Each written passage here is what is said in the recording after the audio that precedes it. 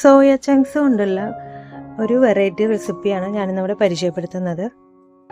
Chicken റോസ്റ്റിൻ്റെ അതേ ടേസ്റ്റിൽ തന്നെ അതിനെക്കാട്ടിലും മുന്നിട്ട് നിൽക്കുന്ന സോയ റോസ്റ്റാണ് ഞാൻ ചെയ്തിരിക്കുന്നത്. അപ്പോൾ ഭയങ്കര ടേസ്റ്റാണ്, നമുക്ക് കുട്ടികൾക്കൊക്കെ ഭയങ്കര ഇഷ്ടമാവും.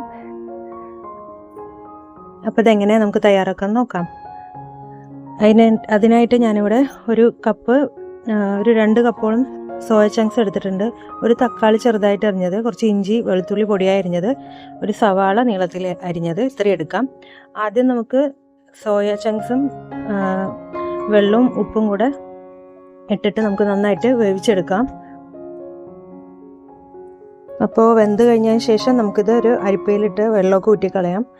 അതിനുശേഷം ഇതിലത്തെ വെള്ളമൊക്കെ പിഴിഞ്ഞെടുക്കണം. പച്ചവെള്ളത്തിൽ ഇട്ടിട്ട് നമുക്ക് ഇതിൻ്റെ വെള്ളം പിഴിഞ്ഞ് കളയാം. പിഴിഞ്ഞിട്ട് നമുക്കിതൊരു പാത്രത്തിലേക്ക് ഇട്ട് കൊടുക്കാം.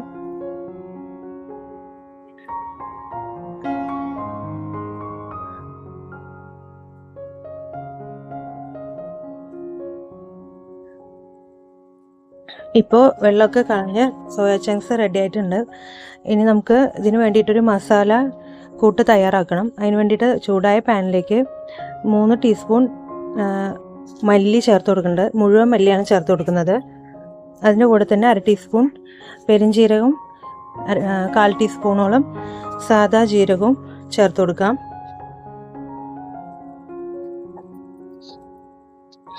കൂടെ 5-6 കുരുമുളക്,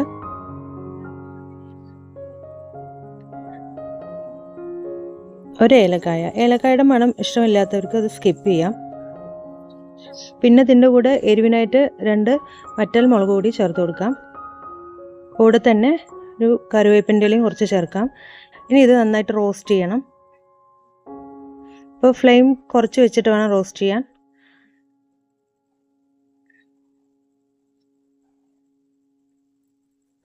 കരിയരുത്. ഇനി ഇതിലേക്ക് 1/2 കപ്പ് തേങ്ങ ചിരകിയത് കൂടി ചേർത്ത് കൊടുക്കാം. അപ്പോൾ ഇത് നല്ല ഗോൾഡൻ ബ്രൗൺ നിറമാവുന്നത് വരെ നമുക്ക് റോസ്റ്റ് ചെയ്തെടുക്കാം. ഇത് അരയ്ക്കാനല്ല, നമ്മളിത് പൊടിച്ചെടുക്കുകയാണ് ചെയ്യുന്നത്.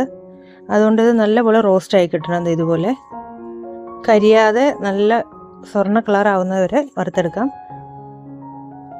ആറിയതിന് ശേഷം നമുക്ക് മിക്സിയുടെ ജാറിലിട്ട് പൊടിച്ചെടുക്കാം.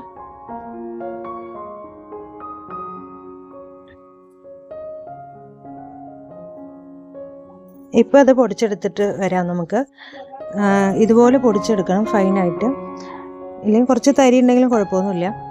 ഇപ്പോൾ ചീനച്ചട്ടിയിലേക്ക് നമുക്ക് വെളിച്ചെണ്ണ ചേർത്ത് കൊടുക്കാം.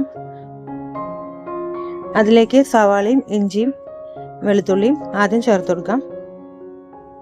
അപ്പോൾ ഇത് നല്ലപോലെ വഴറ്റിയെടുക്കാം.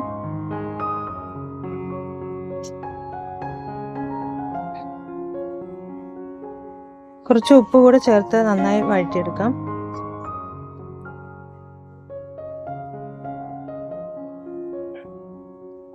ഇതിലേക്ക് 1/2 ടീസ്പൂൺ മഞ്ഞൾപ്പൊടി ചേർത്ത് കൊടുക്കാം. 2 ടീസ്പൂൺ കാശ്മീരി മുളക് പൊടി ചേർത്ത് കൊടുക്കാം. ഇളക്കി കൊടുക്കാം. ഇനി ഇതിലേക്ക് അരിഞ്ഞു വെച്ചിരിക്കുന്ന തക്കാളി കൂടി ചേർത്ത് നന്നായി ഇളക്കിയെടുക്കാം.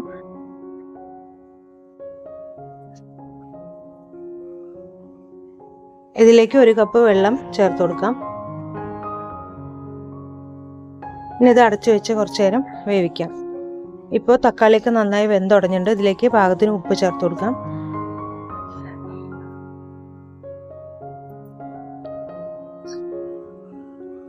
ഇതിലേക്ക് നമുക്ക് സോയ ചങ്ക്സ് കൂടെ ഇട്ട് കൊടുക്കാം.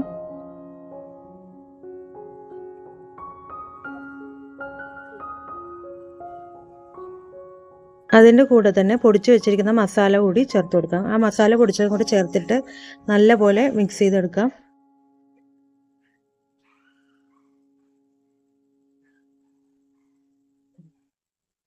വെള്ളം കുറവായതുകൊണ്ട് ഒരു ഇത്തിരി വെള്ളം കൂടെ ചേർത്ത് കൊടുക്കുന്നുണ്ട്. ഇനി ഇത് നന്നായിട്ട് കുക്ക് ചെയ്ത് വരട്ടെ. പൊടികളുടെയൊക്കെ പച്ചമണമൊക്കെ മാറുന്നവരെ നന്നായിട്ട് കുക്ക് ചെയ്തെടുക്കാം. ഇപ്പോൾ വെള്ളമൊക്കെ വറ്റി അടിപൊളിയായിട്ട് വന്നിട്ടുണ്ട്. നല്ല ടേസ്റ്റാണ്. ചപ്പാത്തിക്കും ചോറിൻ്റെ കൂടിയും എല്ലാത്തിനും ഇത് കഴിക്കാൻ പറ്റും. അപ്പോൾ എല്ലാവർക്കും ഇഷ്ടപ്പെടും. ട്രൈ ചെയ്ത് നോക്കണം. വീഡിയോ ഇഷ്ടപ്പെട്ടെങ്കിൽ ലൈക്ക് ചെയ്യാനും സബ്സ്ക്രൈബ് ചെയ്യാനും മറക്കരുത്. നിങ്ങളുടെ കമൻസൊക്കെ താഴെ അറിയിക്കണം. Thank you.